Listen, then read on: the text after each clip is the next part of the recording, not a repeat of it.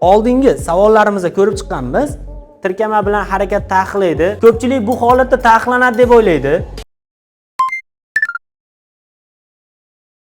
Avtotest imtihonlarida bitta belgini bilish orqali 6 va undan ortiq savollarni oddiy usulda ko'rib chiqamiz. Ya'ni 3-7 yo'l belgisi tirkama bilan harakat taqiqlaydi.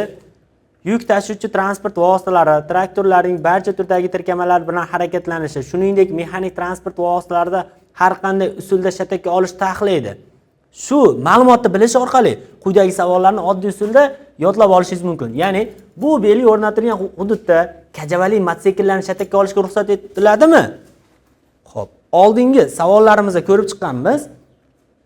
Kajavali mototsikllarni shatakka olish ruxsat etilgan, ya'ni shatakka olish qoidalarida, lekin ushbu joyda ushbu belgi ta'sirida deyapti.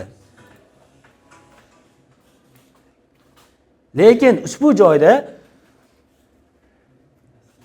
kajavali mototsikllarni shatakka olish so'rayapti. Ya'ni belgi ta'sirida kajavali mototsikllarni shatakka olish mumkin emas. Keyingi savol. Bu belgi o'rnatilgan joyda tirkamali yengil avtomobil harakati ruxsat etiladimi? Ko'pchilik bu holatda taqiqlanadi deb o'ylaydi. Lekin bu belgi ta'sirida 3,5 tonnadan oshiq yuk avtomobillarda tirkama bilan harakatlanish taqiqlaydi. Yengil tirkama va shu hududda yashovchilarga bu belgining daxli yo'q. Ya'ni avtomobil to'g'riga harakatlanishga ruxsat etiladi.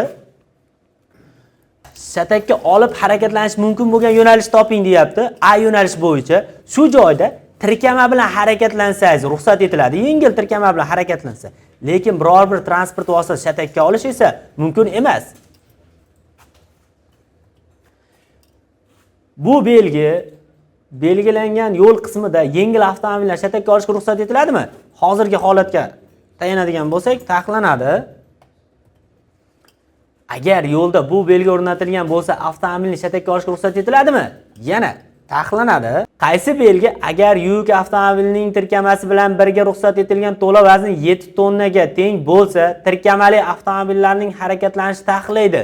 Ya'ni shu belgilarning ichida 4-belgimiz tirkamali avtomobillar harakati taqiqlaydi.